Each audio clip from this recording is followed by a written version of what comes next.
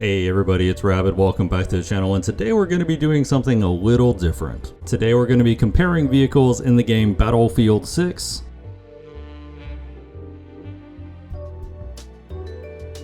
alongside those same vehicles in the game War Thunder.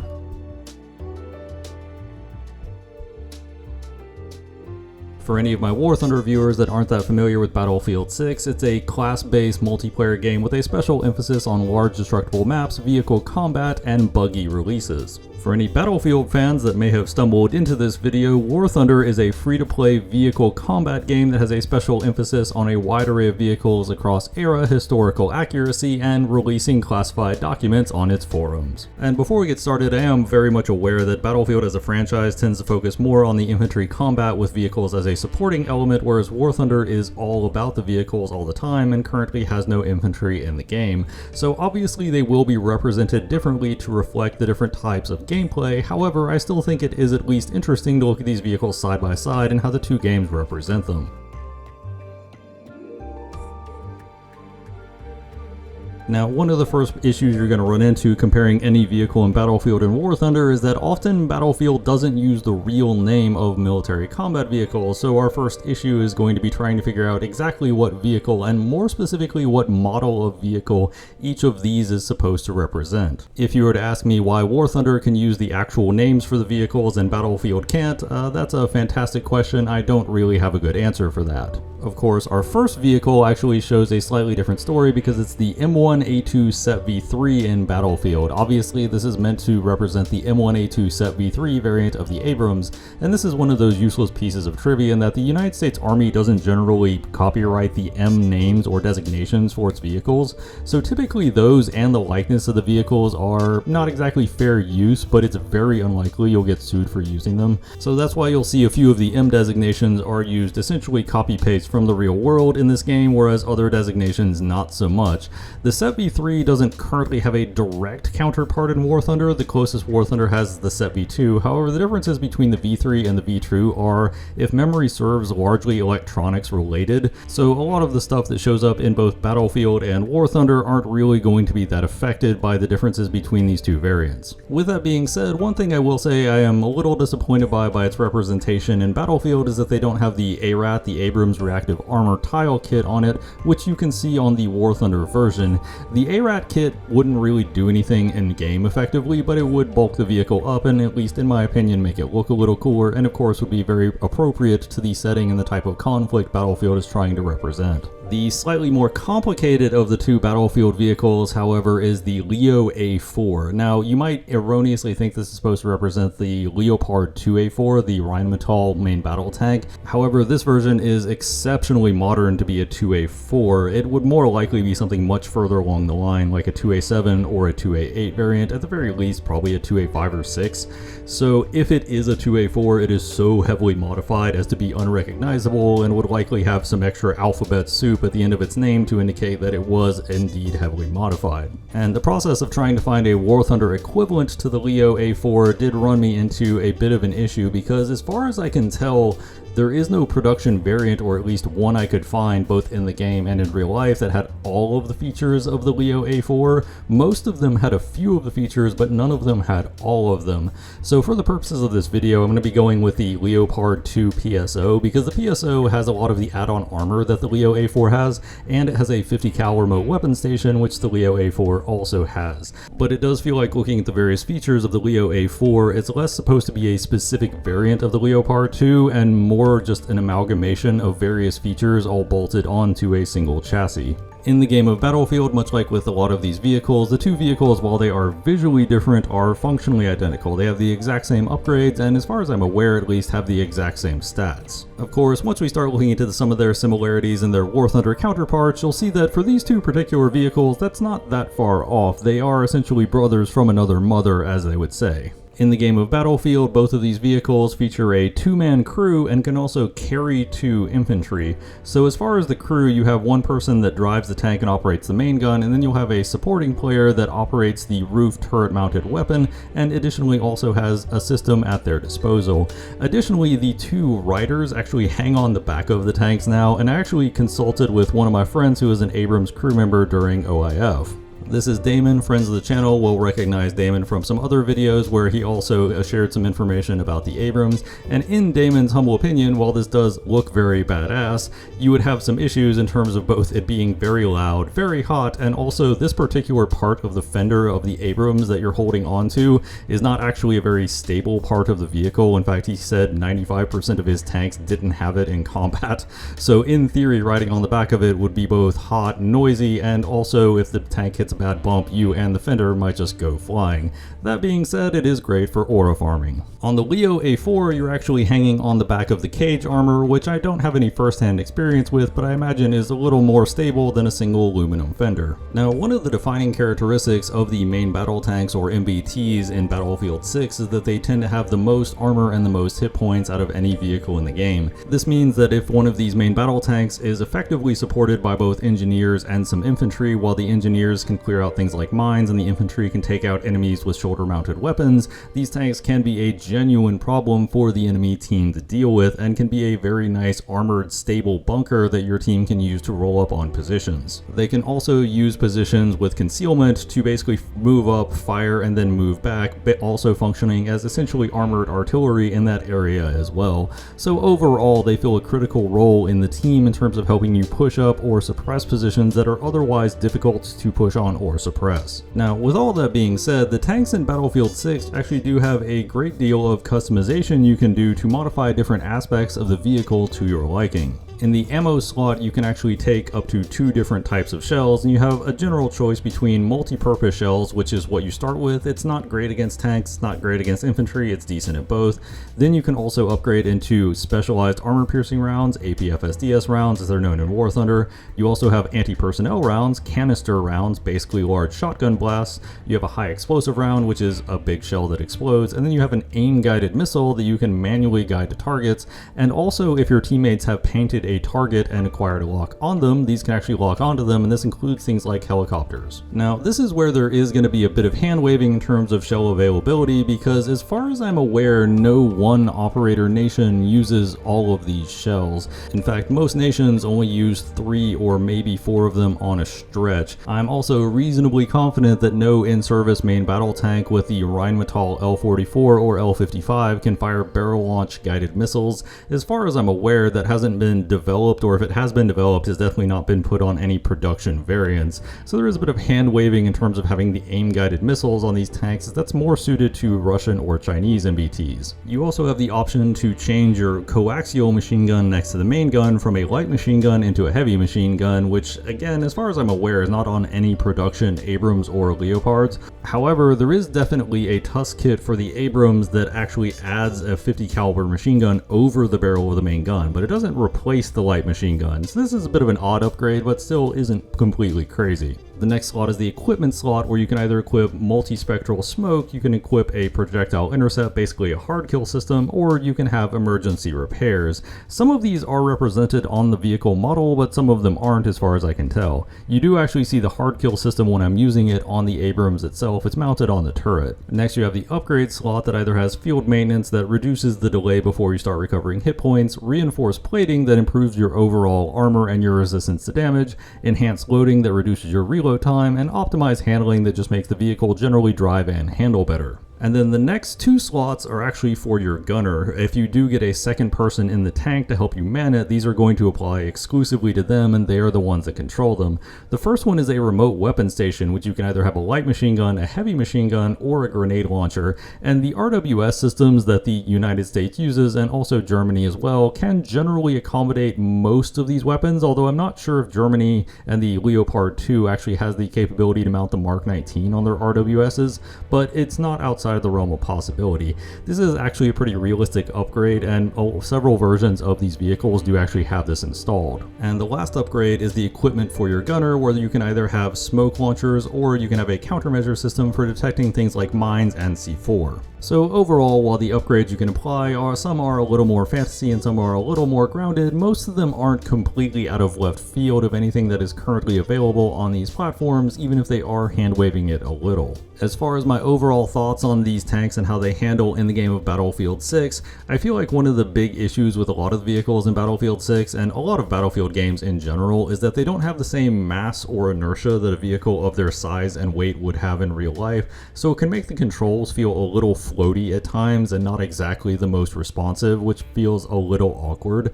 But on the whole, I feel like the depiction of them in terms of their battlefield role within the game, at least for the tanks, is actually pretty accurate.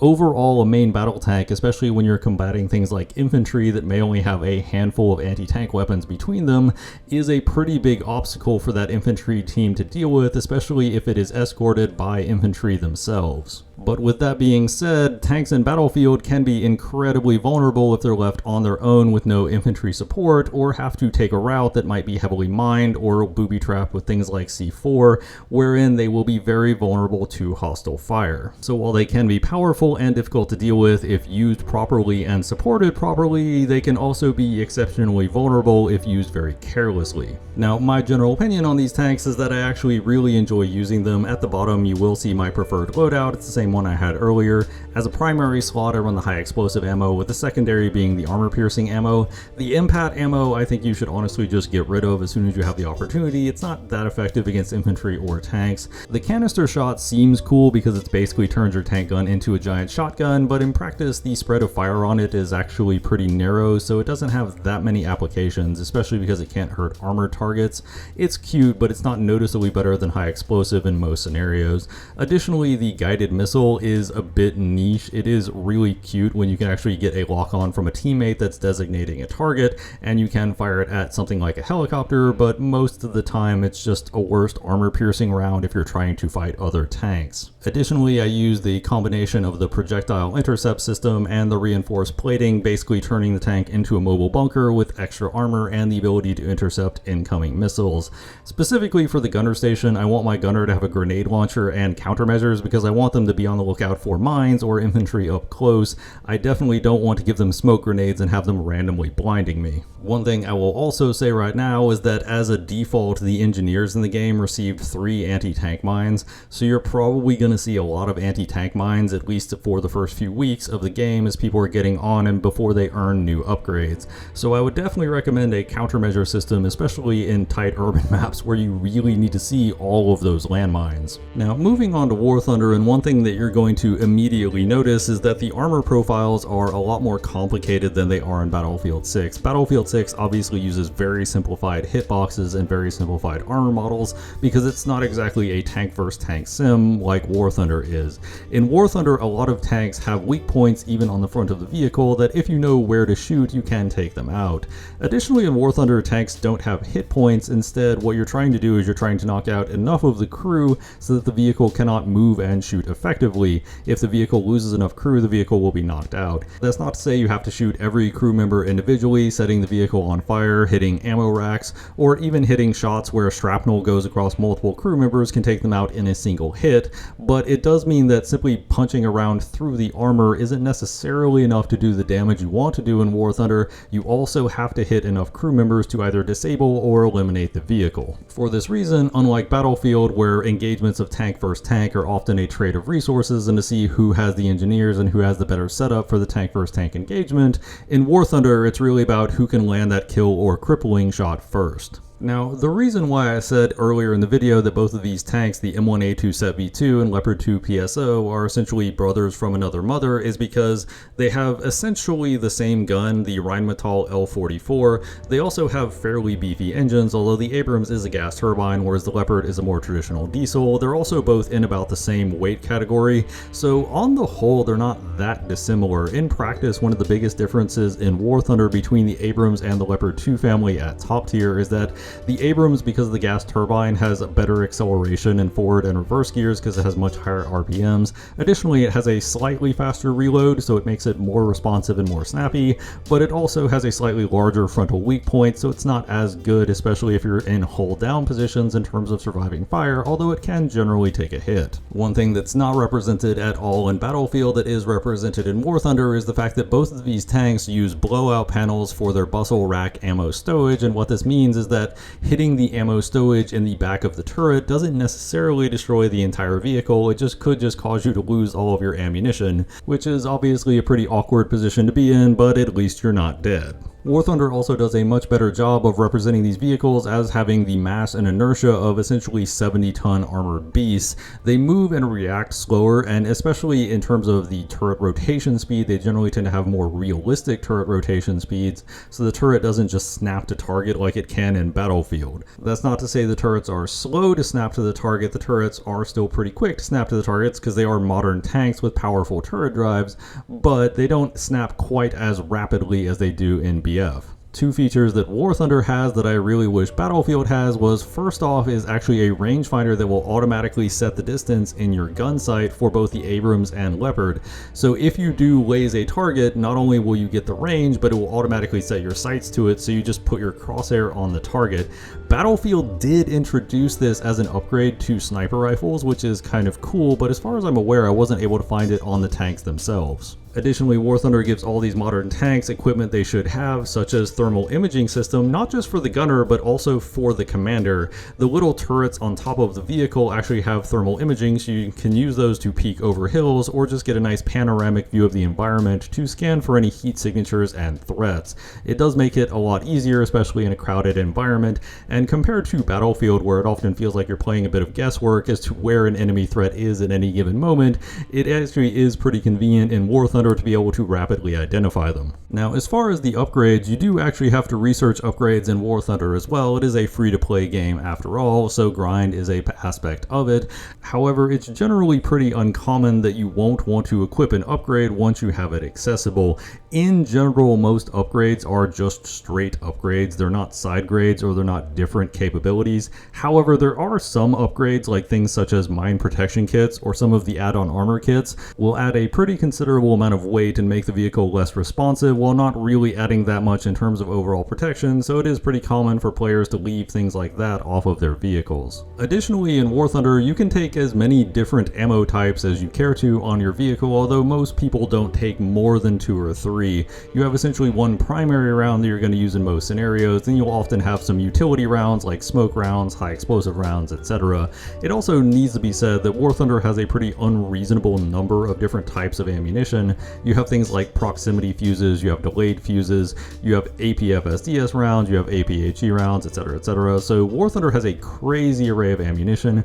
Generally, access to the ammunition types is going to be based on historically what types of ammo a tank had access to, although not in all cases. Sometimes for balance reasons, vehicles are given ammo they might not have access to or denied ammo they would otherwise have access to. Additionally, in War Thunder, restocking your ammo is a lot more difficult than it is in Battlefield. If you want to restock, you'll have to go back to a capture point, so whether or not you can easily get to a capture point might mean you're not going to be able to restock over the course of the mission, so you're probably going to have to take enough ammo to see you out for a while. But if you take too much ammo, now ammo starts to move in different parts of the tank and it becomes easier to cause ammo detonations in your tank, so you want to take enough ammo to see you out for a while, but not enough that it makes your tank vulnerable to ammo detonations, which is a bit of a tricky balancing act. One of the biggest differences you'll notice when you look at the Battlefield role of tanks in Battlefield 6 and in War Thunder is that in Battlefield 6 it's mostly infantry with vehicles as support, and in War Thunder it is all vehicles. So in Battlefield a tank may be a rolling fortress, but in War Thunder a tank is just another tank. Most of the enemy vehicles you're going to meet are going to be basically the same as you, or at the very least a similar type of vehicle. So while in Battlefield they're essentially armored fortifications, in War Thunder they're closer to the assault class in Battlefield, basically a pretty good all-rounder that can handle itself in a wide array of situations, good for pushing up positions, flanking, sniping, and in general just most combat scenarios. The Abrams family are broadly regarded as some of the stronger MBTs in the game, while their larger frontal weak points over the Leopard can make them feel a little more vulnerable at times, especially against skilled players that know where to aim. The increased mobility and faster rate of fire they have over tanks like the Leopard does make them very good for aggressively minded players that have the map awareness and map knowledge to exploit the higher mobility and faster reload. The Leopard 2s, however, are generally regarded as some of the best tanks that you can play at the highest echelons of the game. It's not that they're exceptional in any one area, although their top shell DM53 is exceptionally good. It's more that the Leopard 2s are exceptionally well-rounded. They don't have giant frontal weak points, they still have good mobility, they still have good guns, and in general just tend to be very survivable, mobile, and powerful tanks that can do a wide array of jobs very easily and honestly very well too. With that being said, one feature from Battlefield tanks that I would like to see in War Thunder, although not necessarily on these vehicles, is the ability to mark targets for teammates. In War Thunder, while you do have a lot of laser-guided munitions and a lot of munitions that you could potentially drop on somebody if a ground vehicle could see it, that kind of ability to hand off targeting data hasn't currently been implemented in the game, even though there are some missiles and bombs that could definitely make use of it. So it would be cool if they added it at some point, although it wouldn't really fit on either of these vehicles.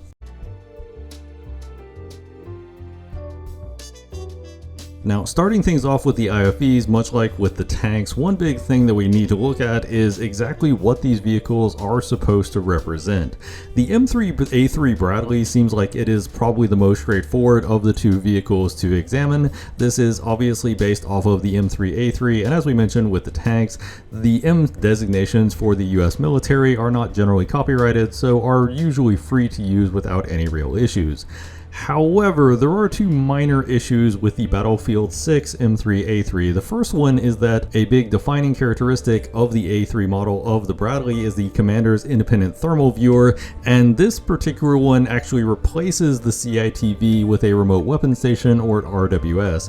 As far as I'm aware, there are no variants currently in service that actually do this, so this is definitely Battlefield hand-waving it to try and get a Remote Weapon Station on the Bradley for the gunner to operate. The second issue, and this is getting a bit pedantic, is that, well, this shouldn't be the M3A3, this should be the M2A3. The M2A3 is the Bradley fighting vehicle, the M3A3 is the cavalry fighting vehicle, and the major difference between the variants is that the cavalry version is not really designed as much to carry infantry. Instead, it sacrifices some of its transport capacity to carry additional tow missiles. It does have a pair of cavalry scouts for dismounted reconnaissance, and also to conduct reload drills on the missile launcher, but it doesn't actually transport infantry like the M2A3, so this should be called the M2A3, not the M3A3.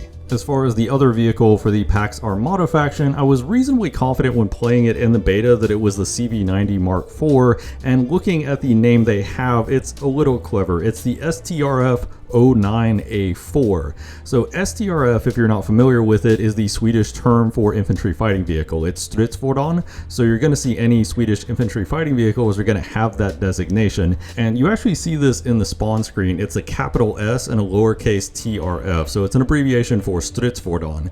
Additionally, this is the 09, not to be confused with the CV90, which is normally what it would be called, and of course it's called the A4 in-game, whereas the actual version in real life is called the Mark IV. So it goes from CV90 Mark IV to Stridsfordon 09 A4, so it is basically the same vehicle. The only thing that slightly threw me off was the barrel shroud, because it looked more like the main gun was from a Skyranger 30 instead of a Bushmaster 30. However, the Skyranger 30 is definitely not the weapon in game. Skyranger 30 has a much higher rate of fire than the Bushmaster 30, whereas the vehicle in game in terms of its overall performance is a lot closer to the Bushmaster 30. So I think that's just a visual difference, and it's not supposed to represent a variant with the Skyranger 30 gun, although I could be wrong on that. Both the M3A3 cavalry fighting vehicle and the CV90 Mark IV are available in War Thunder, so we can do direct one-for-one comparisons. The major difference is that both of the IFVs in Battlefield 6 have a remote weapon station for the gunner to operate, whereas they don't generally have it in War Thunder.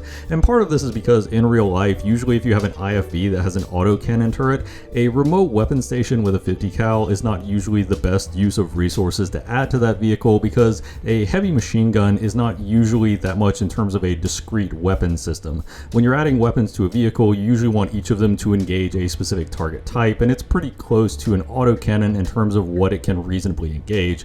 Additionally, depending on which nation and what doctrine they're using, the commander for the IFV might not actually be available to man the weapons station, because they might either be coordinating directly with the infantry unit, or alternatively in some cases the commander for the IFV actually dismounts with the infantry because they are also the infantry squad leader. So in a lot of nations' militaries, the commander won't actually be available in combat to man the RWS, so usually when you have an autocannon vehicle like this, they don't also have an RWS on them, but it's not universal. Now in Battlefield 6, the IFVs are some of the more durable and heavily armored vehicles. They're not as robust as the main battle tanks, but they can still generally take a hit better than most other vehicles in the game.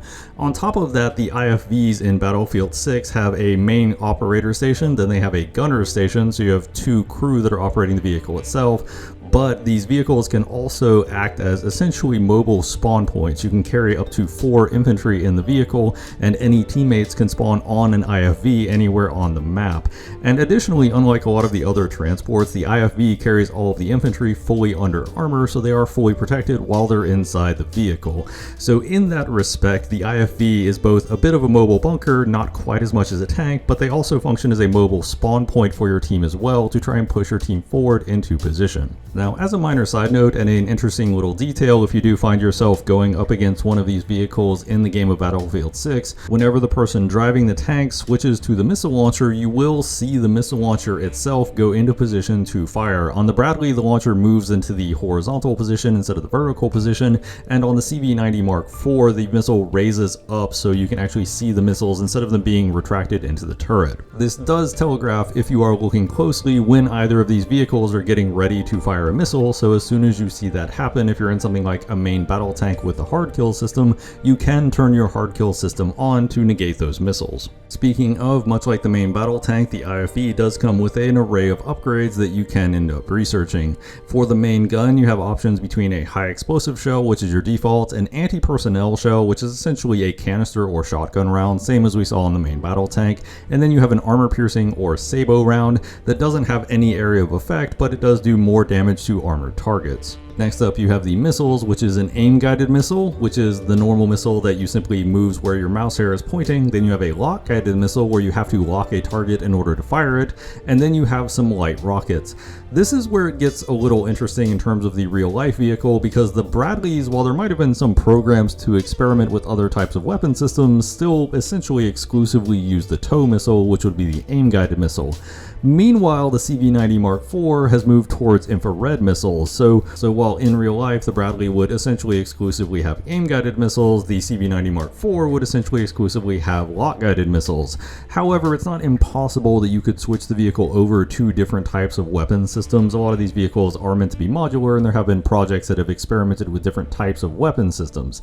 However, the rockets do seem kind of Fantasyland. I've never heard of a project like this for either of these platforms, so it does seem like DICE just kind of made that up to have a different missile in that slot. For the first equipment slot, we have options between a smoke generator, thermal blockings, and emergency repairs. Thermal blockings can break locks, smoke can obviously generate smoke to try and obscure line of sight, and emergency repairs can try to fix the vehicle up when it's heavily damaged. For the second category of equipment, you have a threat detector that can detect all enemies within a small radius around you, and a counter fire system that can detect enemies that are shooting at your vehicle. This does bring up a side note that there are acoustic target detection systems that work something like the counter fire radar, where you can use basically the audio of the sound going off along with triangulation on the vehicle itself to try and figure out where your vehicle just got shot from. For the upgrades, we have field maintenance that allows your health regen to kick in a little faster, target jammer, which slightly reduces the enemy's ability to lock onto you, reinforced plating, which reinforces your overall armor and durability, and systems upgrade, which makes your systems recharge faster. And lastly, for the gunner, we have the option between a light machine gun, heavy machine gun, and grenade launcher, which are the same options that we had on the main battle tanks. The gunner does also have access to a target designator that can light up targets for their team, and also a smoke generator that these cannot be altered or upgraded currently in the game. Now, as far as my personal preferred loadout, I personally run the armor piercing or sabot rounds for the main gun. The sabot rounds will one-hit kill any infantryman you touch. Additionally, they are very fast in terms of their overall muzzle velocity and have very little drop and basically no bloom. So you can use it as basically a pocket sniper rifle and just take people's heads off from a very long distance. And that's the main reason why I use the armor piercing belt as the primary, because honestly, the high explosive and canister, the area of effects on them are just too small to really be meaningful in most engagements. Additionally, another major benefit to using the armor-piercing rounds as your ammo type is that when you're engaging another armored vehicle, you can alternate between hitting them with missiles and hitting them with your main gun, and the main gun does do a pretty remarkable amount of damage even against targets like MBTs, so it's not a small amount of extra damage that you're getting by equipping these armor-piercing rounds when engaging other tanks versus simply taking high explosive or canister, and it gives you something to do in between pelting other armored vehicles with your missiles. Speaking of, I do generally prefer the aim-guided missiles. I tried out all of them, and ultimately the aim-guided just works the best in most scenarios, and if you're using the aim-guided missiles to back up your armor-piercing gun, if you do need an area of effect weapon with a blast radius, the aim-guided missiles can provide that, whereas the lock-guided missiles can only shoot targets that you can lock onto. The heavy rockets do have a nice blast radius and do a fair bit of damage, but they are very difficult to aim because they have a really substantial amount of drop, so I don't generally like them for most situations. For the equipment and upgrades, I went with thermal blocking smoke, a threat detector, and reinforced plating for some extra durability. The threat detector in particular is incredibly useful because if you roll up onto a point, basically all points in the game have some form of cover for infantry, because it would be almost impossible to take them if they didn't have cover for infantry. But that also means it's very easy for your team to miss exactly where enemies are on a given point. So you can simply pop the threat detector and it'll show you where anybody is within a small radius around the vehicle to clear out capture points. And of course, I give my gunner the grenade launcher for the exact same reason that I like giving my gunner the grenade launcher on the main battle tank. It's good at engaging infantry at close range, and honestly, the damage against other armored vehicles for the grenade launcher isn't bad either, just a generally good all-around weapon. As for my thoughts on the infantry fighting vehicle in the game of Battlefield 6, as befits a game that is more about the infantry side of combat with vehicle supporting, the IFVs are a very formidable opponent to come across. If it's just you personally with whatever weapons you can carry on you, you're going to have a difficult time taking out an IFV, especially if it is well supported. In my humble opinion, the IFV is probably one of the most important vehicles on a team to get correct. If you take an IFV out and it just gets destroyed, you're in a pretty bad way, but if you can keep IFVs in relevant positions, providing direct fire support, and also providing that crucial forward spawn point that can really help your team seize the initiative and take advantage of the parts of the map that the enemy might not be able to use if their IFVs are not in as useful a position, they just end up being very critical to being successful on a given map. And if you can run one successfully and you are supported by your team, you can often find some very good results with it. Moving over to War Thunder, and one of the biggest differences you're going to find between the War Thunder IFVs and their Battlefield 6 counterparts is that the War Thunder IFVs are noticeably less durable, and a lot of this comes down to the same reason why the main battle tanks are not anywhere near as durable in War Thunder as they are in Battlefield 6. That is to say, most of your opponents are things like main battle tanks. If they're firing sabos that can go through 400 to 500 millimeters of armor with no problem, your IFV probably isn't going to be able to block that shot. That being said, IFVs, because they have the large crew compartment for the infantry, do usually have enough empty space that sometimes shells will just hit basically nothing and not do critical damage to you, but you can't really count on it, and it's very easy to get one-tapped in these vehicles if the enemy does spot you. With that being said, because both of these IFVs in War Thunder are classified as light tanks, they get the ability to scout targets for their team, which will light the enemy up on the minimap and also show their location to an extent in real time on their screens. Additionally, you also get access to a scouting drone that you can perform reconnaissance with that can also be used to mark targets or mark key positions on the map. Now, interestingly enough, both of the IFVs in War Thunder actually have access to a CITV, or Commander's Independent Thermal Viewer, that is located much higher up on the vehicle than the rest of the systems. It can be used to very easily peek over hills. This, of course, obviously aids their role while doing reconnaissance for the team. Now, the autocannons on these vehicles are a somewhat interesting feature because both of them have Bushmaster chain guns. However, the Bradley has a 25mm and the CV90 Mark IV has a 30mm. The practical difference in game between these two guns, however, is pretty light. You don't get a dramatic difference in either projectile mass or penetration with the cannons, so in a lot of instances they actually do function fairly similarly to each other. Interestingly enough, much like in Battlefield 6, in War Thunder I do also run essentially exclusively armor-piercing belts on these two cannons. You can take different types of ammo, however, one thing that I noticed very quickly when running these autocannon type vehicles is that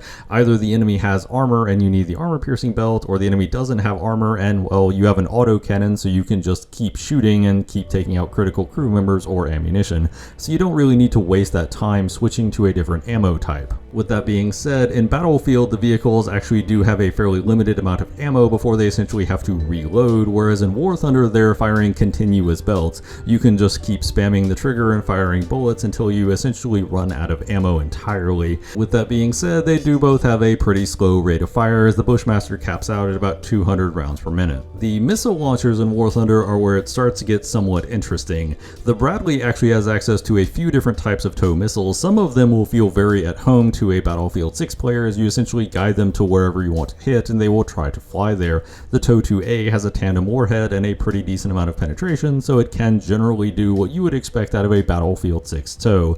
However, the TOW-2B is very interesting because you actually fly it over enemies and it attacks down on top of them, and this also means that if you've used the scouting to mark targets either through your own CITV or through a drone, and you can see basically roughly where the enemy is over a hill, you can actually fly the missile over the hill and hit them on the other side of the hill without ever exposing yourself to hostile fire, which is a cute trick, although admittedly somewhat situational. The main drawback to missiles like the TOW in War Thunder, however, is that these missiles move at about a third to a quarter the speed of an incoming APF SDS round, so if you see a tank and it sees you at the same time and you both fire your shells at about the same time, guess whose shell is hitting first? Turns out it's not your missile. So generally speaking, these missiles are better used in more of an ambush capacity and not trying to head-on fight people who are fully aware of you. The CV90 Mark IV, on the other hand, actually has access to spike missiles, and the spike missiles are infrared missiles, much like the lock missiles in Battlefield 6. However, in War Thunder, these missiles can be locked and fired as soon as the missiles see a heat signature,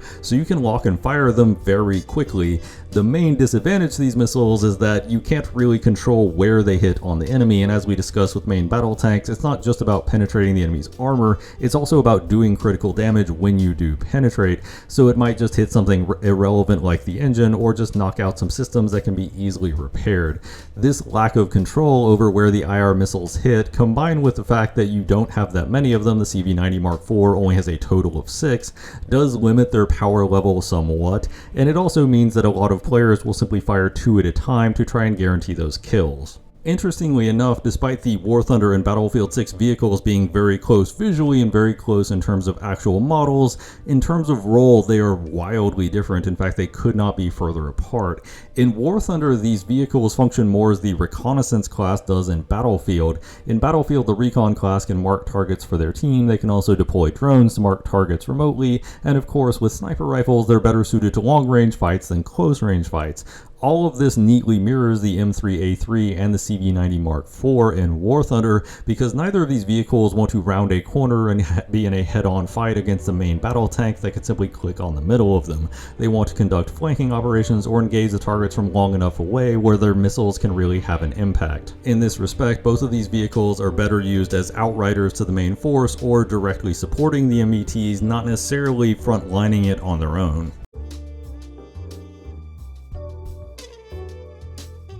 Now, as with every other installment in this series, the first thing we have to do is try to figure out exactly what these vehicles are supposed to be representing in real life. And in terms of the anti-air, they are kind of sort of representing essentially the same vehicle. We have the Cheetah 1A2 and the GE26 pack. And if you want to know what vehicle they're supposed to be representing, all you have to do is translate Cheetah into German and you will get the Gepard 1A2, which is the vehicle in War Thunder we will be comparing them to. Because after all, Gepard is just the German word for cheetah. However, it does get a little more weird. While both of these vehicles have the same hull and essentially the same weapon systems, which means they are essentially analogous to the Gepard 1A2, the Cheetah, which is called the Cheetah 1A2, is actually based on the Gepard, but the GE26 PAX is actually based on a slightly different anti-aircraft system, the PTRL from Dutch origin. There were some individuals saying the Cheetah was based on the PTRL for Dutch because the Dutch PTRL is called the Cheetah. However, the radar dish is actually incorrect. The Gepards use the more traditional dish type radar, whereas the Cheetah, or the PTRL for the Dutch service, actually uses a more bar type radar, and also the tracking radars are a little different as well. So to recap, the Cheetah is actually based on the Gepard, which is German for cheetah, but the GE26 PAX is actually based on the Cheetah, which is called the Cheetah in Dutch service. So the GE26 PAX is the Cheetah, but the Cheetah is not quite the Cheetah, but it is kind of the Cheetah. clear as mud. Now, the anti-aircraft systems are actually the weakest of all of the armored ground vehicles. Obviously, the light vehicles that have no armor whatsoever and fully expose their crew are weaker. However, these vehicles are considered at least somewhat armored and do have some hit points, but it is noticeably less than both the IFV and especially the main battle tanks. On top of that, unlike basically every other vehicle in the game outside of the fighter jets, the anti-airs only have a single crew member. They do not have any additional crew stations. Now we're going to go straight into the upgrades, and one big thing that I want to emphasize is the ammunition, because the ammunition very fundamentally changes how this vehicle works in a way that is kind of different than every other vehicle in the game. The first and standard ammo fires in relatively small. They say burst, but it's not actually a burst. You can fire as many or as few rounds as you want from the guns. It just has to reload every handful of rounds. What this means is that if you just sit on the trigger, it will feel like a burst, but it's not actually a burst. While these cannons generally have a higher rate of fire than most of the other armored vehicle main guns in the game, they are still fairly slow firing for an anti-aircraft system.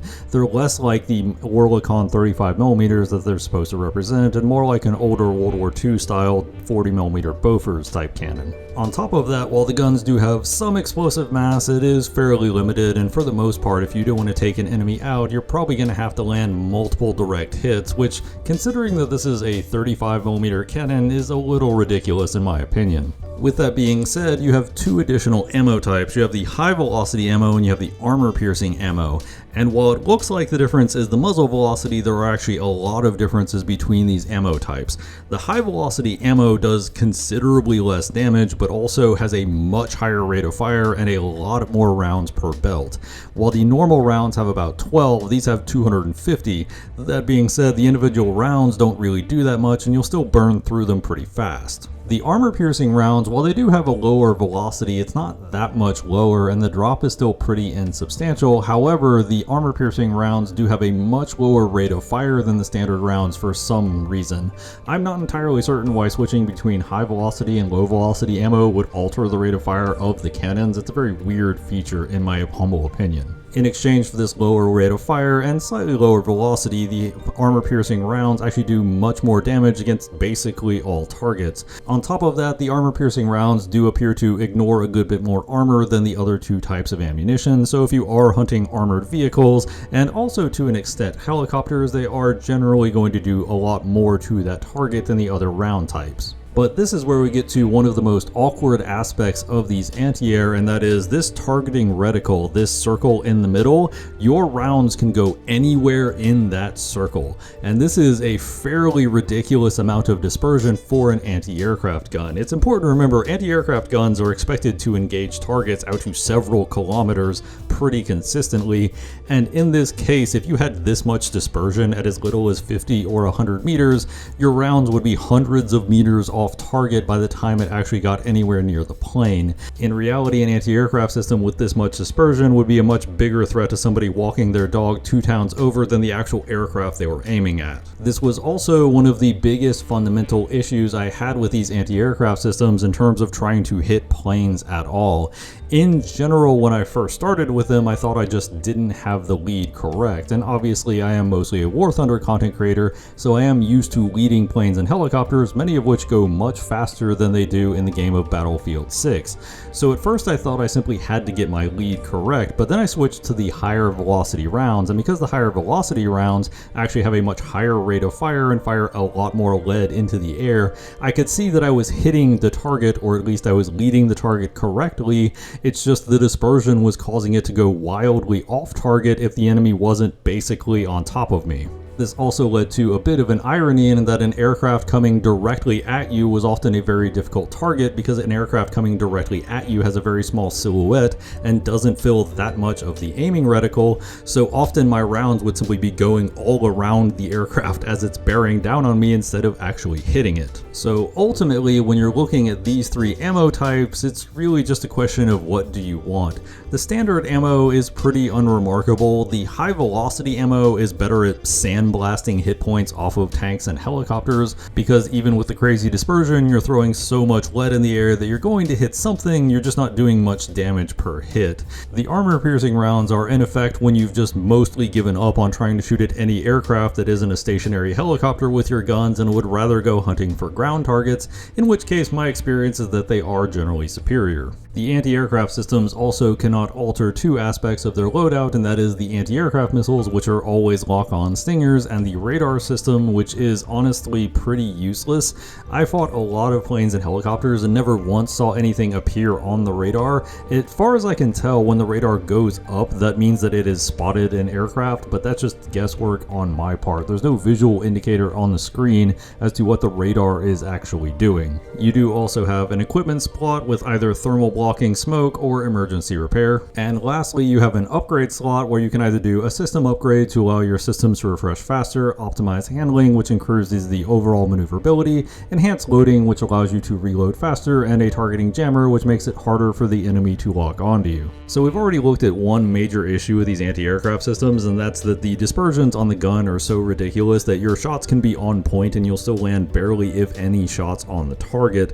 But there's another issue in terms of the Stingers, in that you have to hold the Stinger missiles on the target in order to lock on, and it takes a while to do this. On top of that, the base lock range, if you're not being assisted by a target being painted by one of your reconnaissance elements, is only about 300 meters, which means that by the time you actually acquire a lock, the aircraft is basically right on top of you. This doesn't combine well with the fact that every aircraft in the game has flares and will pop those flares as soon as it has you fire a Stinger at it, which then gives it some degree of immunity against your missiles, as it will just fly away, and by the time the flare's effect goes away and you have your missiles ready to fire again, the jet will have already gone outside of the range of your missiles. Obviously, none of this engagement process is helped by the fact that the radar is kind of useless right now and doesn't really seem to do anything. Ultimately, after playing quite a bit of anti-air and also some helicopters and planes to get footage for those as well, my conclusion is that this vehicle cannot in a 1v1 destroy any aircraft currently in the game. Basically, every aircraft, if you're trying to solo them, will have plenty of time to back off after they pop their flares and before you get your Stingers back up online to simply withdraw. On top of that, most of them can get some pot shots in on you before you actually get a lock with your Stingers and fire them, and of course the guns are pretty useless outside of a few hundred meters, so you can't really pursue or pressure somebody that's retreating that well either. So needless to say, if you end up going against pilots that actually know what you're doing, the normal process is going to be they do an attack run on you, you might be able to survive with a combination of smoke and evasive maneuvers, you fire some missiles at them, you fire your guns, you maybe do minor damage, but then they just repair and come back with their flares back intact. There's basically no way to reliably shoot these planes down if they are showing even the smallest amount of awareness. The only way to shoot down planes and helicopters in Battlefield 6 with this anti-aircraft system is either for them to make a pretty careless mistake, or for your team to assist you either with spots, Stingers, or both. Certainly, if you have some engineers on foot with Stinger missiles, they can definitely bait out the flares, and because the anti-airs can fire 2 Stingers at once, they can actually destroy a plane in a single salvo if the plane sticks around after the engineers baited out their flares. This is made considerably better if you actually have recon marking the aircraft, so you can lock them more reliably at longer ranges and you can lock them faster. And this whole engagement sequence is a 3 or 4 man process just to destroy one plane or one helicopter. And so if your team is really on point, these vehicles can be effective at destroying planes, but most of the time they're just a nuisance. I've seen somewhere that these anti-airs deny space for aircraft, but that wasn't my experience playing with or against them. The aircraft does the attack runs on the target they want, and they basically have to leave the airspace very shortly anyway to set up for another attack run, and while they're doing it, normally their flares will just naturally reset in that process. Unless flares got a significantly longer cooldown, it doesn't really deny space to those aircraft, as they can still largely do whatever they please. In that respect, the Battlefield 6 anti-aircraft systems are essentially just vultures. They clean up kills from people that aren't paying attention or from enemies that your teammates have already softened up, and that's really all they do. In honor of the word Gepard being the German term for a cheetah, and the Battlefield 6 version literally called the cheetah, I decided to equip this marketplace skin of a cheetah. Now, when I know when Battlefield 6 was first announced, and when they were going through the launches, people wanted more grounded skin, so obviously Battlefield 6 would never have a skin like this, because obviously this is not a realistic skin. No real-world Gepard was ever painted up like a cheetah. ... Okay, so there actually is a real-world Gepard painted like a cheetah. It is a slightly different model than this one, and obviously it's not meant for combat, but it is technically historically accurate. As far as the Gepard 1A2 in War Thunder, one of the only real similarities between this vehicle and its contemporaries in Battlefield 6 is that it is pretty frail. It doesn't really have any armor. As I described with the IFVs, sometimes this can mean shells don't generate enough shrapnel to knock out critical components and you can still shoot back, but you can't really rely on it, and generally speaking you should expect if you're getting shot at, you're probably not going to survive. On top of that, the Gepard 1A2, the turret in particular, is pretty weak and at some angles can even be taken out by 50 cals, so it is not really a vehicle that you should try to bait shots with. With that being said, however, this is going to be where the similarities between the Battlefield 6 and War Thunder anti-airs end. Now, the first area is the rate of fire, and I have to do a side-by-side real quick of the Battlefield 6 guns and contrast that with the awesome might of the dual 35mm Oerlikons in War Thunder. So yes, in War Thunder they fire considerably faster, they are considerably more accurate, and also they fire from continuous belts, so you can fire them basically until the barrels melt. With that being said, in most cases you won't need to, because it turns out these guns are incredibly lethal to basically all target types. They will especially shred light vehicles, helicopters, and planes, but they can also do a number even on more heavily armored opponents like main battle tanks, especially if you get them in the side or if you equip the specialized armor-piercing discarding Sabo belts. In fact, the 35mm Oerlikons are rather infamous within the War Thunder community for being incredibly efficient at shredding basically everything, often jokingly referred to as an anti-everything gun. Of course, once you move on to the Stinger missiles, the differences don't stop there. The Stinger missiles in War Thunder can basically be fired as soon as they see a heat signature, and if you see these circles on the screen, that means I'm warming up the Seeker, so as soon as I spot a target, I can lock and fire. The Seekers will stay warm for a while once you've started warming them up, so you can just keep them on basically at all times in case you see an aircraft. Additionally, they have what's called an uncaged Seeker, so they have the big circle, which is where the Seeker can potentially look at, and the small circle, which is where it's currently looking at. And you can use this to lock onto aircraft with the small circle and then drag your aim further forward to try and fire the missiles out ahead of a target so they don't have to lead them as much. On top of that, Stingers in War Thunder actually have IR CCMs, so simply flaring is not enough. You have to use flares in conjunction with cutting afterburner or doing specific evasive maneuvers. If all you do is drop flares and continue flying in a straight line, more often than not these missiles will still hit you. Of course, both of those are augmented by the radar set. The radar set can scan out to about 20 or 30 kilometers depending on what setting you specifically have. You can lock onto targets, and once you have locked onto a target and it is within range, it will actually give you a lead indicator for your gun showing roughly where you need to shoot to hit the target.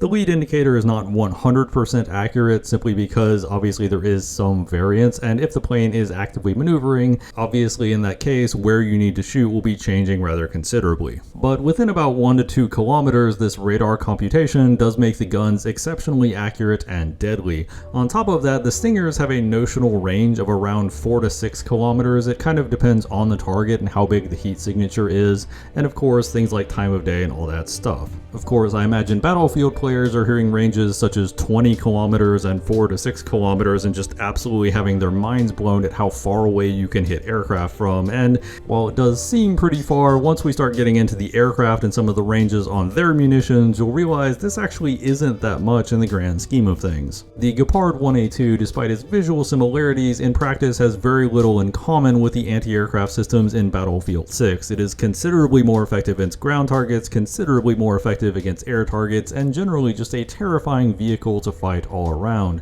These are some of the most infamous types of vehicles in the game, which is these anti-aircraft systems with the dual Oerlikons, and augmenting that with some Stingers does give it some added flexibility, especially against things like helicopters or planes. The best analogy, in my opinion, for Battlefield 6 would actually be the support class, and anybody who's played Battlefield 6 knows that despite the name support class sounding like they stay in the back, they actually don't. They have light machine guns, and additionally they also have basically infinite ammo with their ammo restocks.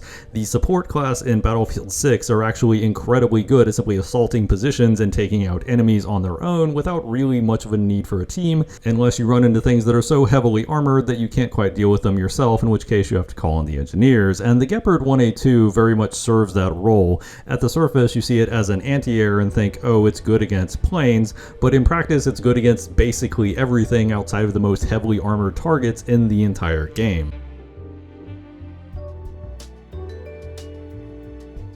And of course, like every section before this, our first task is going to be figuring out exactly what these two helicopters are supposed to be based on. Now, the M77E Falchion, wherever the hell they got that name from, is obviously a variant of the Apache. I'm guessing an E model, although it could also be a D model. I'm not entirely certain on that. The Panthera KHT is actually a little bit more interesting. Obviously, this bears a lot of resemblance, at least in terms of name-wise, to the Tiger UHT, the German attack helicopter. The main German attack helicopter is currently called the Tiger UHT, but was previously called the KHT. However, there is a small issue because the Tiger UHT, KHT, whichever you want to call it, didn't actually have the 30mm cannon. While some variants like the Hod and Hop do have the 30mm cannon, as far as I can tell, no version that has the 30mm cannon also has the mass-mounted sensor, which this version is depicted as having. So it's certainly possible there is a variant out there that I'm simply missing, or that this combination of features was tested, but the Panthera KHT is not actually a Tiger UHT despite the name similarities. In reality and in game, of course, this is going to function a lot closer to something like a Tiger Hod or a Hop because the mass-mounted sensor doesn't really do anything in game. The attack helicopters tend to be the best armed and armored aircraft, although that's really not saying much. They can't take more than one Stinger reliably without taking fatal damage, and often a single RPG hit or a single missile hit of any kind will be enough to destroy them. On the whole, they can't really take that much damage, but they are at least more resistant to small arms than some of the other helicopters. They do feature a two-man crew. The pilot has access to 2 of the weapon stations, and the gunner controls the main gun and also another hard point. And this is a rather unusual instance because this is the only instance of any of the vehicles we've talked about so far where the main gun is actually controlled by your gunner and not your pilot. Speaking of, now is probably a good time to mention that in-game both of these helicopters feature a radar. That radar seems to be about as useful as it is on the anti-air, that is to say, not at all. However, while the Apache D and E models both have radars, as far as I can tell, no variant of the Tiger currently has a search radar on it. So there is a bit of a hand-waving, or maybe the game is just assuming the mass-mounted sensor that's basically just an infrared and laser targeting pod is also a radar. Whatever the case is, the game is hand-waving the Eurocopter Tigers as having radars when most of the variants that this would theoretically be representing currently do not. Additionally, up to this point, the main guns that we've had on various vehicles have actually been pretty similar. In terms of the main battle tank, you had the L44 and the L55 Rheinmetall, so a difference in muzzle velocity, but you could kind of hand-wave that in game. Additionally, when you look at the IFVs, both of them were essentially using Bushmaster cannons. One was using a 25, one was using a 30, but in practice and in game, they would actually function very similarly to the point where you could hand-wave that, and obviously both of the anti-airs were using the 35mm Oerlikons. In this case, however, the guns mounted on these two helicopters are actually somewhat different. The Giat 30mm is higher velocity and higher rate of fire, and also has much more variable types of ammo it can fire, whereas the Apache's gun has a dual purpose heat high explosive round that it mains and doesn't really use any other type of ammunition, also generally a little lower velocity and also lower rate of fire. In game, both of these guns function essentially exactly the same with no differences that I could really tell. Now, one of the more interesting aspects is looking at the various rockets and missiles that are available to these helicopters. The first one is the aim-guided rockets, which as far as I can tell are representing the laser-guided Hydra rockets, which are a variant that was developed by the US military as basically a cheaper alternative to a Hellfire if you wanted a precision-guided weapon. As a bit of a side note, not really related to this particular video, I did have the chance to talk to an Apache pilot, and he said his unit didn't particularly care for these because the rockets tended to impact at such a shallow angle that they didn't always fuse correctly, but that's just one person's tale. But I thought it was interesting regardless. The light rockets are obviously supposed to be something closer to a SNEB or an FFAR rocket, something that could be fired in larger volumes, may not individually be that powerful. As far as I can tell, I know the Apaches are rated for the laser-guided Hydras, and the Apaches are obviously rated for normal Hydras. The Tigers are rated for the SNEB rockets, and I believe some are also rated for the Hydras. I think some of the Tigers are rated for the laser-guided Hydras, but I'm not 100% on that. The last one is the heavy rockets, and these are closer to something like a Zuni rocket in terms of firepower, and as far as I'm aware, neither of these helicopters are rated for something in that size range.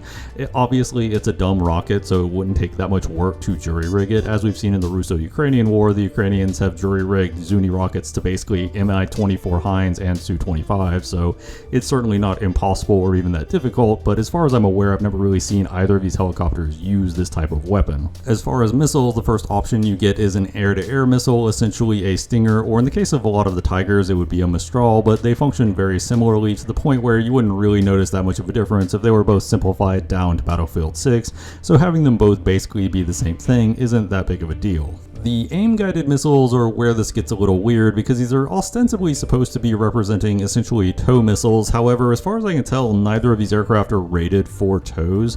The Tigers are generally rated for missiles like the Hot Missile, which are at least close enough, but I've never seen or heard of an Apache using tow missiles.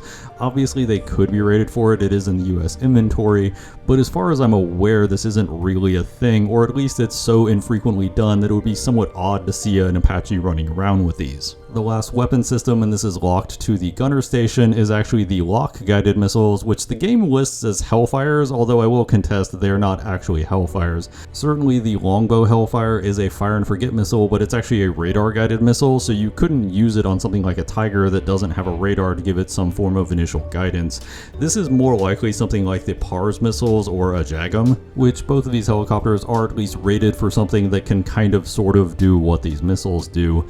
The heavy rockets and the aim-guided missiles on the Apache are the only two that I couldn't really find an equivalent weapon system that these helicopters are specifically rated for. You do have two equipment options you can select on the attack helicopters, either emergency repair, which can fix you if you're heavily damaged, or target detection, which can find enemies that are nearby. On top of that, you also get your pick of upgrades. You have the radar system, which as we discussed is a little questionable on the Tiger. You also have heavy warheads, which increases the firepower of your weapon systems. You have interference, which increases the amount of time it takes enemies to lock you, and you also have the improved armor, which increases your durability at the cost of your agility.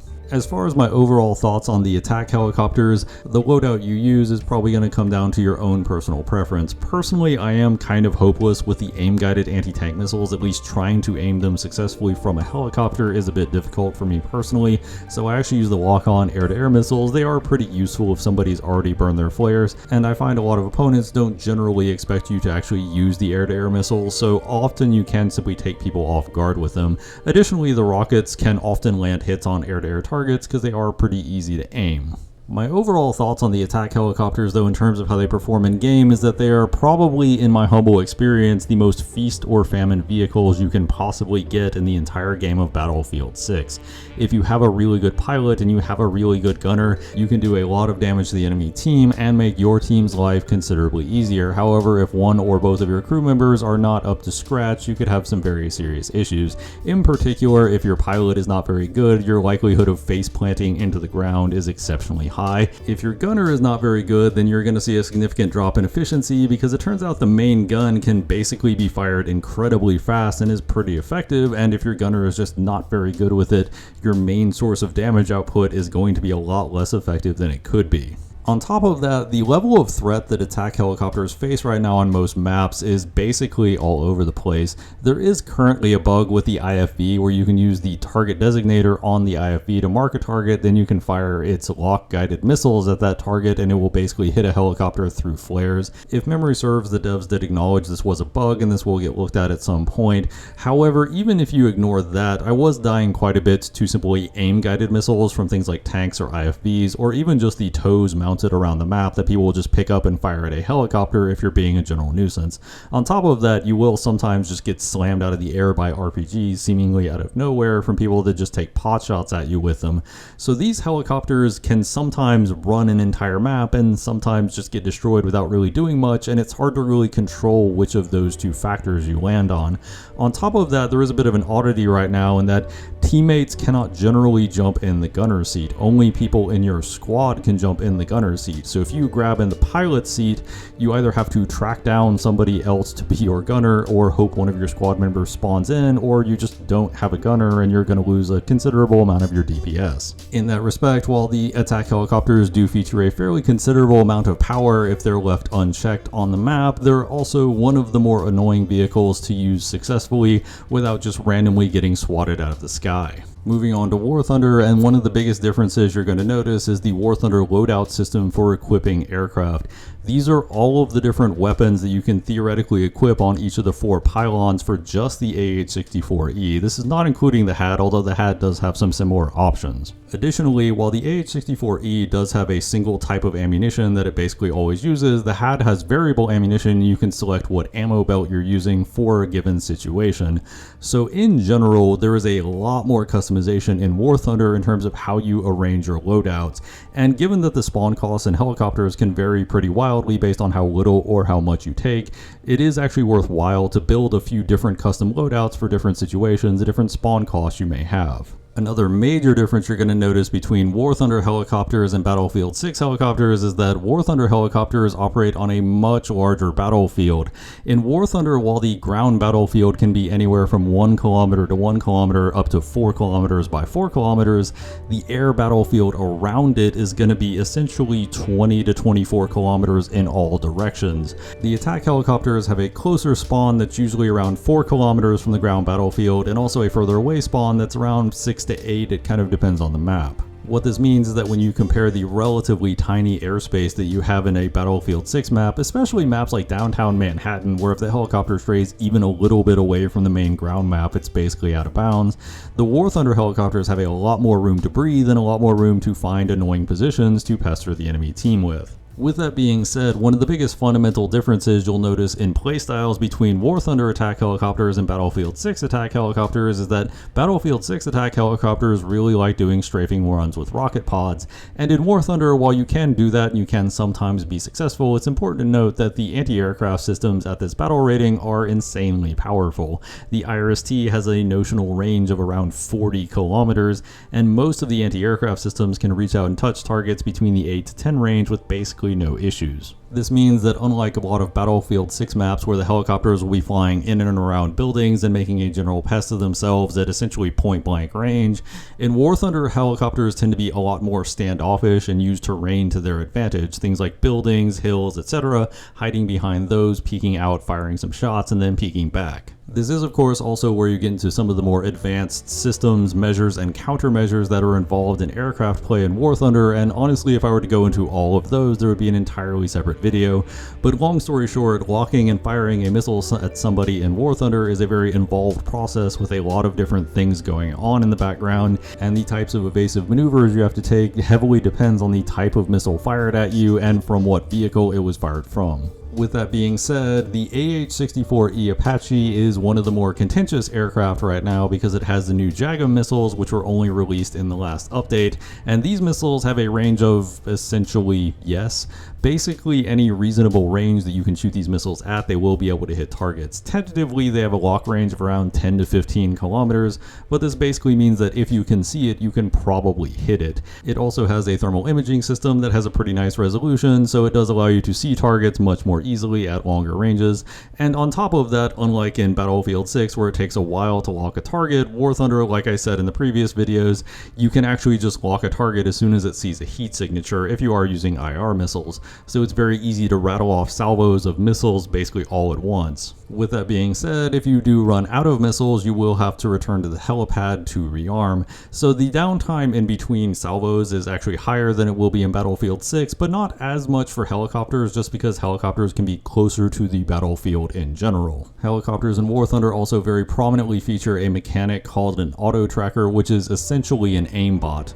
You lock on to an enemy target and it will direct all of your weapon systems that use that type of guidance to that target, and this includes your gun. Not only does it lock your gun onto the target, but it will also apply lead, so you can actually bullfight incoming jets pretty efficiently by locking onto them and moving off to the side as they're trying to line up a shot on you. Helicopters in War Thunder are just a fundamentally different animal from Battlefield 6 because they tend to behave more like they do in real life. That is to say, they are frail enough that if they expose themselves to too much enemy fire and get too close to anti-aircraft systems, they tend to go pop very easily, but they can also use terrain to hide and sit very long ranges and start popping targets, and if you don't have any kind of specific way to shoot back, such as an anti-aircraft system, you are often pretty helpless to really do anything about these helicopters that are just sitting back anywhere from 4 to 10 kilometers away from you, raining missiles down on your forehead.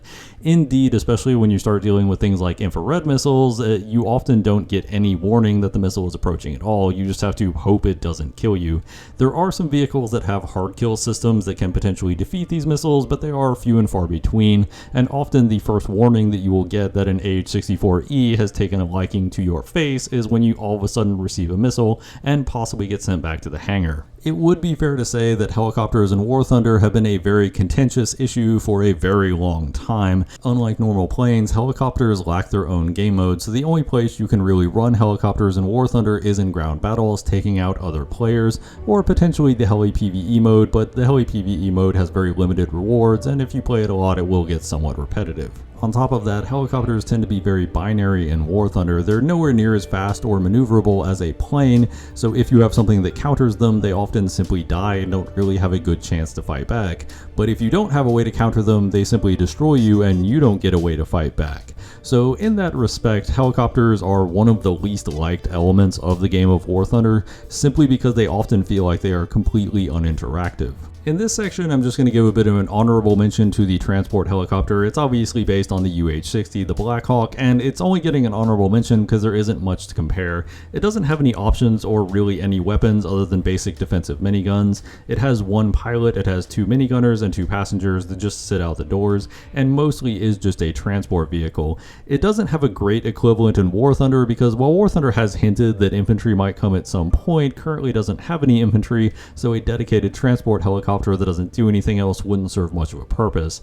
There are variants of the Black Hawk helicopter in game, but they are attack variants that can specifically mount things like Hellfire missiles, Spike missiles, etc., etc., so they don't compare all that well to this particular helicopter. In Battlefield 6, the transport helicopter is basically just a mobile spawn point. It's a great way to give your teammates a lift to parts of the map that would otherwise be very inaccessible. It can do so more rapidly and often honestly more safely than a lot of the ground transport, and you can also use to get to the top of vantage points that would otherwise be very difficult or impossible to get to on foot. So overall, just a generally useful utility vehicle, but there's not really that much you can say about it. However, I did actually have the opportunity to pick a brain of a US Army pilot who had flown the UH-60, the AH-64, and even the AH-6 Little Bird. He had actually most recently trained on the Black Hawk, but because he had already trained on 2 previous helicopters, technically had more flight hours than his instructor. His overall thoughts on the aircraft were the biggest thing he mentioned as a positive about the Apache was that the Apache had air conditioning, which I thought was pretty funny. Additionally, on the Blackhawks, he actually mentioned they had a pretty good autopilot, so if you were flying long distances, they were pretty easy going. For the Little Bird, he mentioned that it was generally pretty fun to fly. However, it does lack in creature comforts in a lot of areas, so it is definitely more stressful on longer missions, at least in his opinion. Presumably the Little Bird is getting added to Battlefield 6 at some point, but who knows when that'll be. I just thought this was a fun little anecdote for anybody that's interested.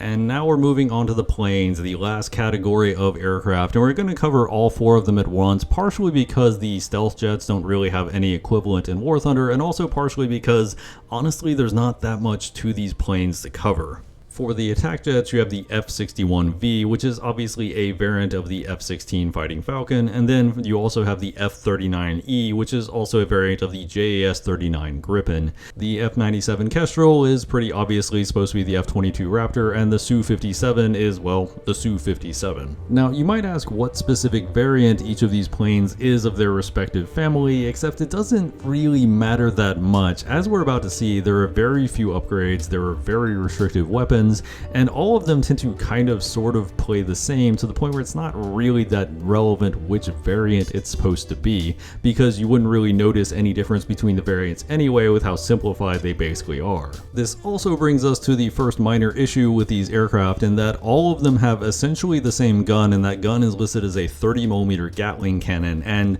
no, it isn't. None of these aircraft have 30mm Gatling cannons. 30mm Gatling cannons is essentially what you'd have on the A-10 Warthog. It would be an incredibly powerful gun for any of these vehicles to have. None of these vehicles have it. The two American planes, the F-16 and the F-22, both have the 20mm Vulcan Gatling cannon, so it is similar at least in rate of fire, although it is noticeably lower caliber. The JAS-39 actually has a 27mm Mauser cannon, which fires considerably slower than a Gatling cannon. The Su-57 likewise has a 30mm cannon that also fires significantly slower than a Gatling cannon. So while the two American planes effectively should be using the same gun, the other two planes having the same gun is not really accurate in any conceivable way. They are essentially completely wrong. This also brings up a somewhat odd point in that for some reason we have the Su-57, which is the only Russian vehicle in this entire game, and it's only listed as the fighter jet. It's not listed as the stealth jet like it was in some previous games, so I'm not sure why this couldn't have been something like a Rafale or a Eurofighter, which would have been more in theme with the rest of Pax Armada's kit, because Pax Armada is a lot more European than it is Russian, but it's whatever. The two fighter jets are exceedingly basic. While they do have up to 4 bombs they can carry, and the bombs visually look like 2,000 pounders, although are considerably less powerful than a 2,000 pounder, that's really all they have. They don't have any air-to-air missiles at all. All they have is a basic cannon and the 4 bombs, and that's really it. The only other unique feature they have over the attack jets is that you can use the afterburners to do thrust vectoring, where you basically flip your plane around, which is a cool trick in a dogfight, but generally speaking doesn't make them play that much differently in most instances. The attack jets likewise have a very anemic loadout. They only have 2 of the basic bombs. As far as I can tell, they are unguided bombs, and again visually look like 2,000 pounders, even though their effect on target is noticeably lower. They also have anti-tank missiles that are referred to as the AGM-75, which are obviously supposed to be the AGM-65 Maverick missiles. They behave basically like every other lock-guided missile in the game. You keep your crosshair pointed at the enemy for a certain period of time, you lock them, and then you fire, and that's really about it. Currently, in the game of Battlefield 6, there are no options whatsoever to upgrade any part of these 4 aircraft. What you see is what you get. You cannot upgrade systems, you cannot upgrade upgrades, you cannot upgrade your munitions, you cannot upgrade your guns. What this effectively means is that the major difference that you're going to see between the attack jets and the fighter jets is that the fighter jets can perform the Cobra maneuvers essentially by using the thrust vectoring, and the attack jets have access to the anti-tank missiles, and that's really it. Both of them have the same guns, both of them have the same bombs. This is also where it's probably worth mentioning that all of the jets in Battlefield 6 are almost comically slow. We're talking a World War II turboprop levels of slow, and this is partially because the actual airspace around the battlefield is pretty small, to the point where if these jets could actually go supersonic like they're supposed to in real life, you would basically run out of space almost instantly. For anybody that's aware, the F-22 does have super cruise that it can do at certain altitudes, where it essentially cruises supersonic without using its afterburners, which obviously you couldn't have a jet going anywhere near that fast in Battlefield 6. You would basically always be running out of the skybox. This is obviously part of the reason why the surface-to-air lock ranges are generally only 300 meters unless somebody has designated an aircraft. Because obviously if you could lock these aircraft out to the 4 to 6 kilometers that you would probably be able to with a Stinger in real life, then you would basically be able to lock them regardless of where they were on the map, as long as you had line of sight to them. Additionally, and this is a bit of a weird one, the lock for the surface-to-air and air-to-air missiles doesn't count vertical distance, so you can actually be a kilometer above a Gepard and the Gepard will still lock you for some reason. It's a very odd mechanic. Overall, with the attack jets, while I found the helicopters to be very feast and famine, you could have really good games and then you could just kind of get shot down instantly, it was very easy for the jets, both attack and fighter variants, to survive against basically anything that's not another jet. However, their impact on the ground and in terms of their ability to affect the battlefield and how the battle was going for your teammates was actually pretty low. I felt these aircraft were not super impactful in most instances. Certainly, you would rarely get those those cases of the really good pilots that could just drop their dumb bombs exactly where they wanted to and would really disrupt you on certain capture points, but that was really about it. And this also brings up one of the bigger issues with both types of aircraft, but especially the planes because of how fast they move. Obviously they don't move that fast, but they do move fast enough to where identifying small targets on the ground is incredibly difficult. So trying to find pockets or concentrations of infantry to drop a bomb can actually be a challenge unto itself. Additionally, trying to find armored vehicles to hit unless they're marked or spotted by your team can also be a bit of a challenge. This is where recon is essentially basically vital to your jets really contributing or doing anything to the game, because if recon is not spotting those infantry and not spotting those ground vehicles, you're basically going to just have to spot targets manually or just kind of guess where the enemy might be, and that is not a great path to success. Certainly with the fighter jets, clearing things like attack helicopters and other attackers out of the sky can give you some pretty good value, but for the attackers in general, if you are taking an attack jet up, you probably want to hit ground targets, but if you can't reliably see or figure out where the enemy is, it's going to be a bit of a chore. So on the whole, I found all of the jets were pretty mid, and most of the time, both when I was flying them and when other people were flying them against me, they really struggled to do all that much that you would really care about on the battlefield. Certainly dying to this plane that it's really hard to shoot back at is annoying, but most of the time they're only getting a handful of kills each time they take a plane up, and all of this is just compounded by the fact that often when a plane sees another plane, they try to dogfight each other, and now you're wasting even more time not doing anything on the ground. In reality, while the planes are good background music that makes the game feel more cinematic, they often don't really do that much. In War Thunder, obviously the big difference you will notice between the War Thunder jets and their Battlefield 6 counterparts, and something I've already alluded to, is that in War Thunder, planes generally go their historical speeds, and the airspace around the battlefield is dramatically bigger just to compensate for the fact these planes can go incredibly fast and can dogfight each other. The vertical and horizontal area you have to work with when you're in a jet in War Thunder is actually incredibly large. In fact, you start when you spawn in one of these top tier aircraft around 24 kilometers away from the ground battlefield, so you have a bit of a flight to get there just in order to get to the opportunity to employ your weapon systems. On top of that, War Thunder's flight physics are considerably more refined than they are in the game of Battlefield. Things like stall speeds are much better represented, and in general the overall flight performance of the aircraft is wildly different. Unlike in Battlefield 6 where all of the aircraft kind of handle the same, in War Thunder all of the aircraft handle a little bit differently. Even variants of the same plane such as the F-16, some variants are heavier, some are lighter, some have better tail sections that give them more lift, etc, etc.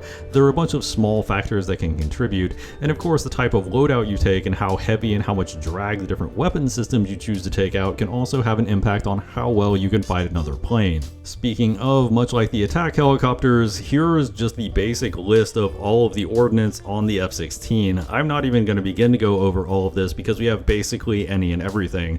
We have long-range air-to-air missiles, we have short-range air-to-air missiles, we have optically guided missiles, we have laser guided bombs, we have GPS guided bombs, we have dumb rockets, you name it, it is on this airframe. We also have things like targeting pods with high quality thermals that you can use to target these munitions from very long distances, etc, etc.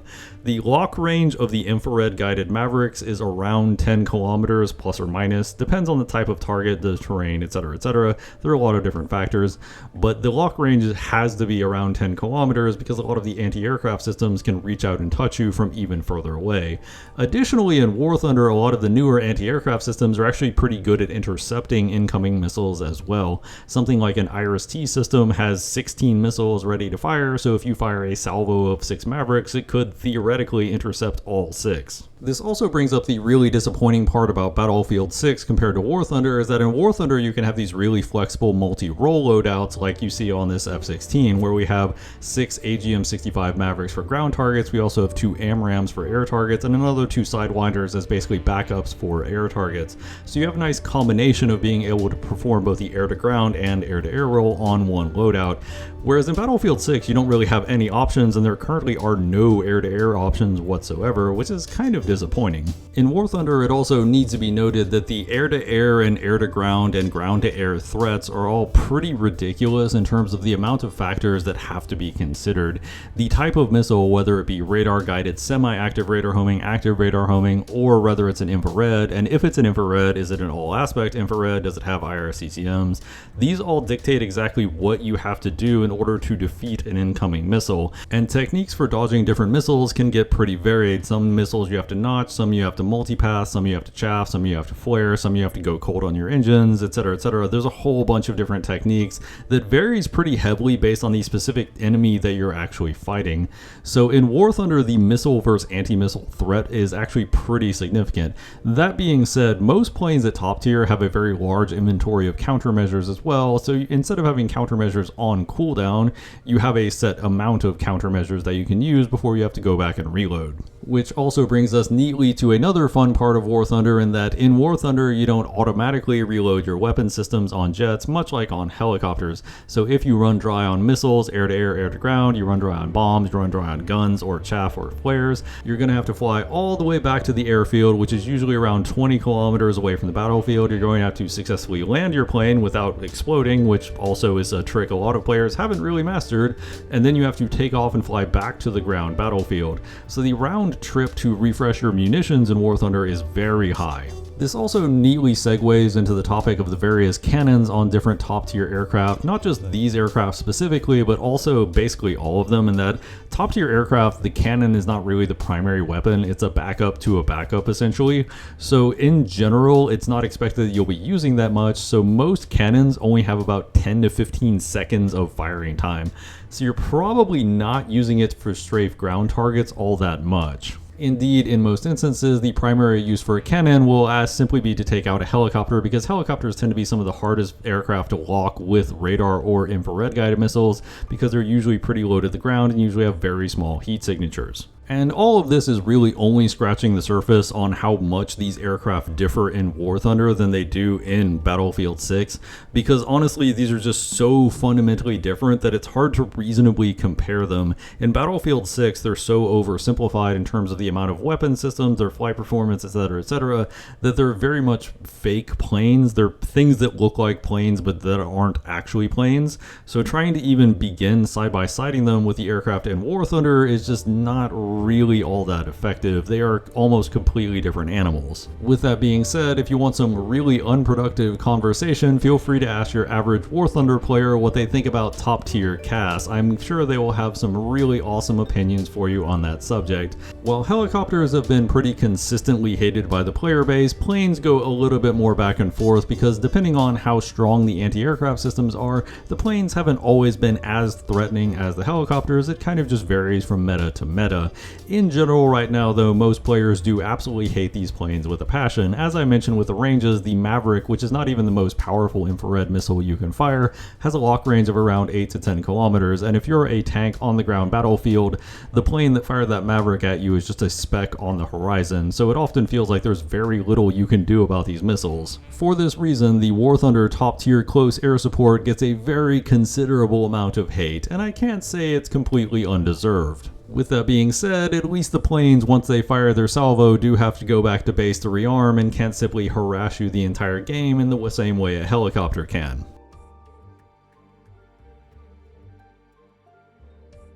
So at this point we've covered basically all the vehicles in Battlefield 6 that it makes sense to cover, so I'm going to give you some closing thoughts and tips on how to play the vehicles, and also some thoughts on Battlefield 6 in general before we wrap things up. And also, as an aside, Imagine Sharky did helpfully ask if we could see some rapid infantry gameplay, and sure, that's going to be playing in the background so you can see exactly how I play a normal game of Battlefield 6. That being said, I am definitely past my prime as a first-person shooter gamer, so don't expect to see a lot of 360 no-scopes, but I can usually hit my shots. The first tip, and this is going to be a big one for anybody that flies helicopters but doesn't want to spend a ton of time trying to learn how to actually fly them well, is make sure you turn on auto hover. Helicopters have an auto hover feature where they will attempt to keep the helicopter centered in three-dimensional space if you don't provide any input. So if you don't touch the controls, it will just stay where it's currently at in the air, vertically and horizontally. In my humble opinion, DICE should actually enable this feature by default, because the players that actually need it probably won't know it's there, there, and the players that don't need it can just turn it off because those are the kind of players that are going to look in these settings and dig in with all of their controls anyway. The second tip, and probably one that most War Thunder players don't need but that I've seen a lot of Battlefield players screw this up on, is you need to be aware of where your hull and turret are facing at all times.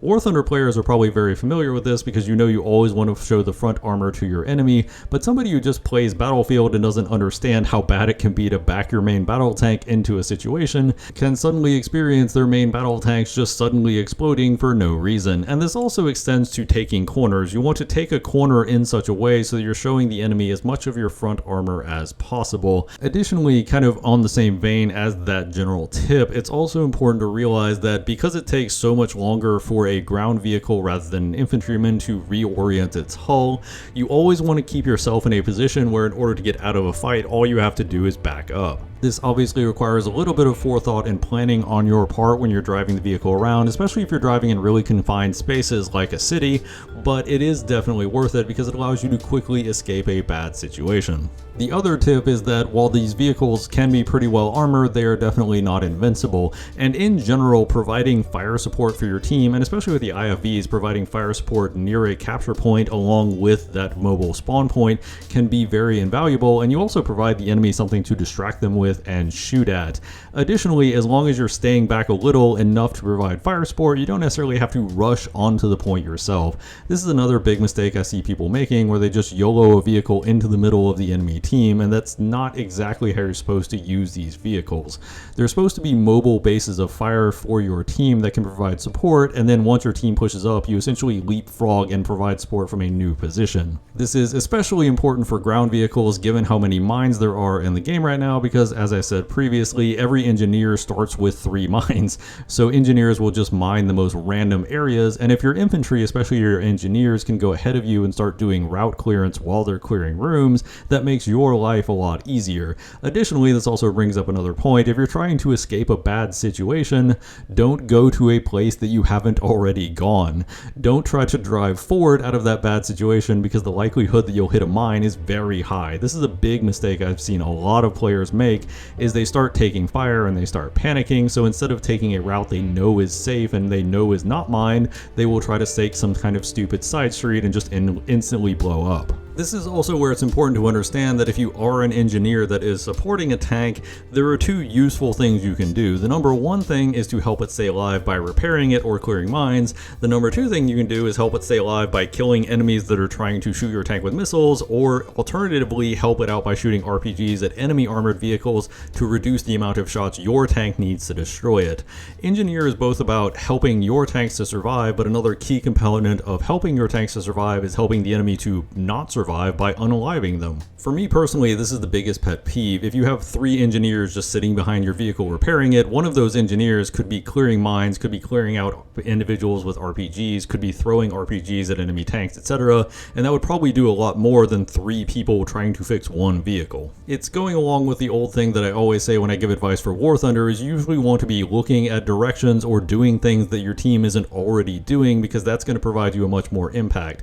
Having 2 people or 3 people or 4 people shooting down the same lane is not as useful as having individual people cover individual lanes. In terms of aircraft, and this is also something that I suspect a lot of War Thunder players will already have at least some experience with, you always want to plot both your entrance and your exit. Obviously, you need to have an entrance that will give you a good line of sight and a good attack vector on your targets, but if you don't have a good exit vector to leave, you could just end up smashing into a mountain or running headfirst into a bunch of the enemy air defenses and just getting shot down.